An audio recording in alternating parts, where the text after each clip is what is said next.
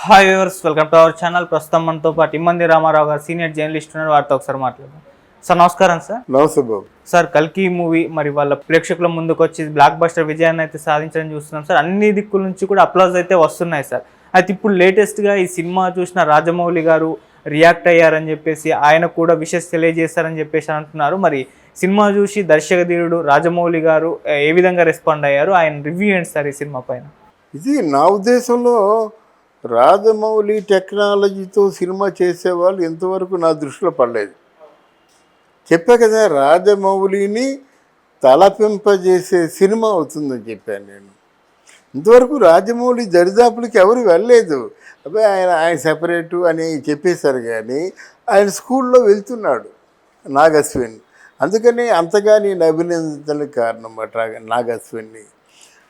తర్వాత ముఖ్యంగా కల్కిలో ఉన్నటువంటి సమాచారం ఏంటంటే, ఎప్పుడైతే ఇక్కడ తల ప్రాశస్త్యం సింహల దేశంలో ఇది ఉంది, పద్మావతి పుట్టిందని ఆ భారతానికి దీనికి ముడిపెట్టి అశ్వత్థామని భైరవ అంటే ఎన్టీ రామారావు తాలూకా అశ్వత్థామ, నిజమైన అశ్వత్థామ కొడుకు కాదు. ఒకవేళ అశ్వత్థామ అని చెప్పినప్పుడు కూడా ఆయన కొంచెం క్రూరుడు, అంటే వివేకవంతుడు కాదు. పేద భారీ సభ జరుగుతుండగా కృష్ణుడిని అవమానించినందుకు కర్ణుడి మీదకి వెళ్ళిపోతాడు, చంపేస్తానని చెప్పేసి. అటువంటి ఆవేశపరుడు మాట.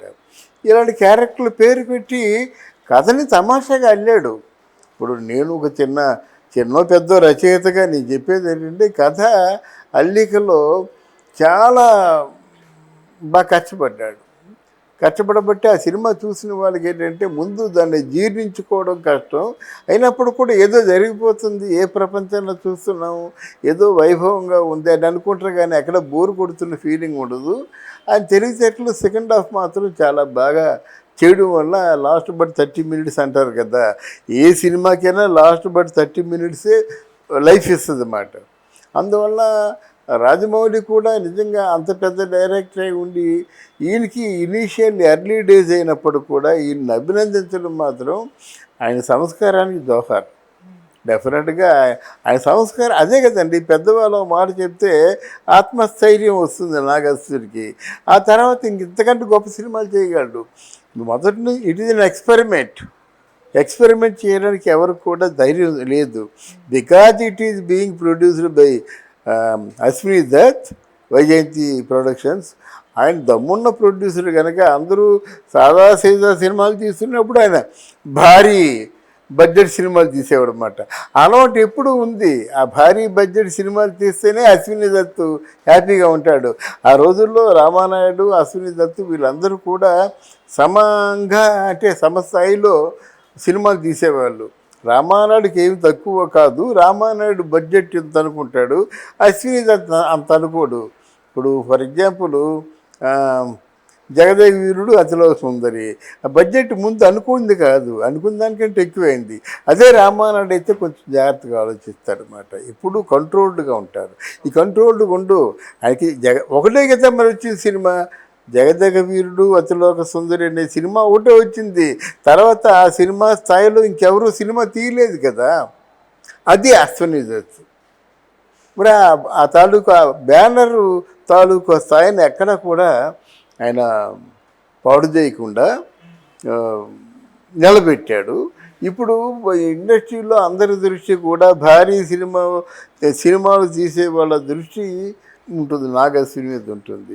ఇది నాగశ్వినికి చాలా పెద్ద ప్లస్ పాయింట్. నాగశ్విని తర్వాత ప్రభాస్ మార్కులు కొట్టేస్తాడు. ఓకే సార్, ఇటు మహాభారతంలో ఉన్న రోల్స్ని క్యారెక్టర్స్ తీసుకొని ఈ సినిమాలో కాస్త యాడ్ చేయడం చూసాం కదా నాగశ్విన్ గారు. అలాగే డ్రీమ్ ప్రాజెక్ట్, రాజమౌళి గారు డ్రీమ్ ప్రాజెక్ట్ కూడా మహాభారతం తీయడం అని చెప్పేసి, సో వీళ్ళిద్దరూ కలిసి మహాభారతం ప్లాన్ చేసే ఛాన్స్ ఏమన్నా ఉందంటారు? ఇద్దరే కదా బాబు. అంతకుముందు దాసరి నారాయణరావు చేశారు కదా.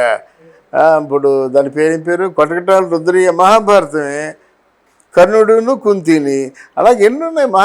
కలియుగ మహాభారతమే, మనూరు పాండవులు మహాభారతమే. అలాగమాట మహాభారతానికి రిలవెంట్గా ఉన్న సబ్జెక్టులు ఏదైనా సూపర్ హిట్టే.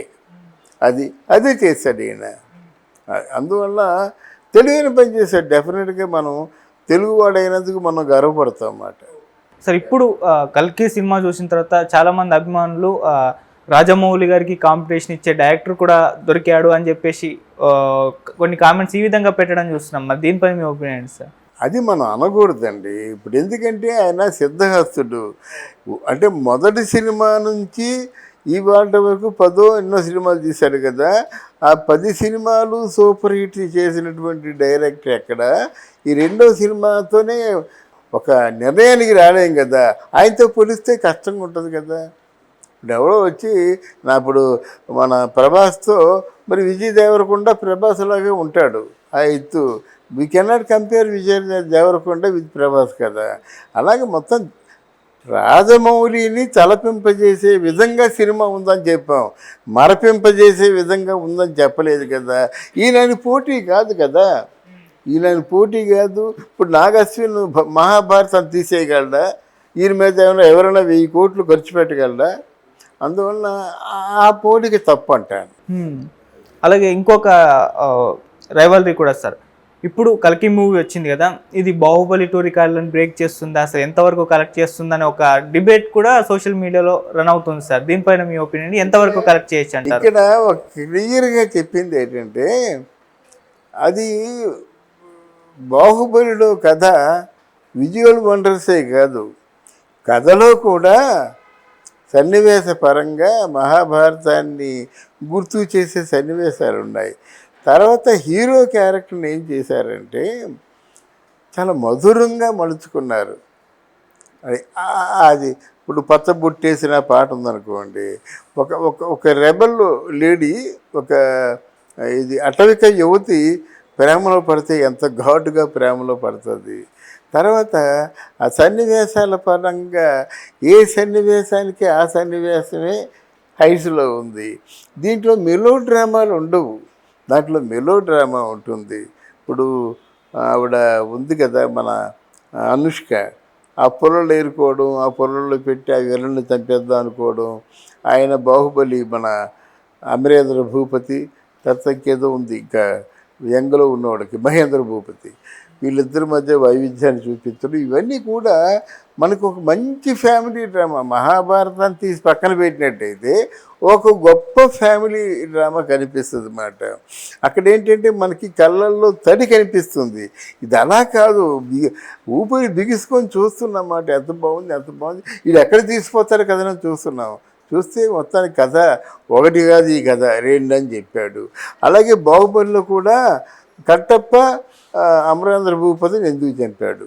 బాహుబలి అంతే. అది అంటే ఎందుకు చంపాడని చెప్పి చంపేశాడు ప్రేక్షకులందరినీ. మళ్ళీ రెండో సినిమా వచ్చినంత వరకు కూడా పెద్ద సస్పెన్స్. ఆఖరికి భారతదేశ ప్రధానమంత్రి కూడా కట్టప్ప ఎందుకు చెప్పాడు అనేటువంటి ప్రశ్న వేసే స్థాయికి వెళ్ళింది ఆ సినిమా. ఇది వేరు. అదో మంచి మెలో డ్రామా, మధురంగా ఉంటుంది, మంచి ఫీల్ ఉంది ఆ సినిమాలో. ఈ సినిమాలో ఫీల్ ఉంది కానీ నాన్ కంపేర్ టు బాహుబలి కాదు. ఈ లొకేషన్స్ అంత మంచి లొకేషన్స్ అండి, చాలా మంచి. ఇది వేరు. ఓకే, అంటే సార్ ఇప్పుడున్న హైప్ ప్రకారం చూస్తే మరి కలెక్షన్స్ అన్న ఆ మేరకు చేరొచ్చు అంటారా? బాహుబలితో కంపేర్ చేయలేమండి కలెక్షన్స్ చెప్తున్నాను కదా. బాహుబలి 1500-1800 కోట్లు అది చేరింది, ఇది అలా చేరదా? 1000 కోట్లు చేయొచ్చు, ఇంటర్నేషనల్గా మంచి పేరు వస్తుంది, ప్రయత్నం సక్సెస్ఫుల్ అవుతుంది. ఎక్స్పెరిమెంట్లు ఎప్పుడు హిట్ అవ్వండి, హిట్ అయితే పట్టుకోలేమండి. పట్టుకున్నా దానికి ఒక పరిధి ఉంటుంది, అంతకంటే ఎక్కువ చూడరు. అందువల్ల ఇది experimental and successful super hit movie that can reach ఎక్కువ most of the percentage of the youth. అది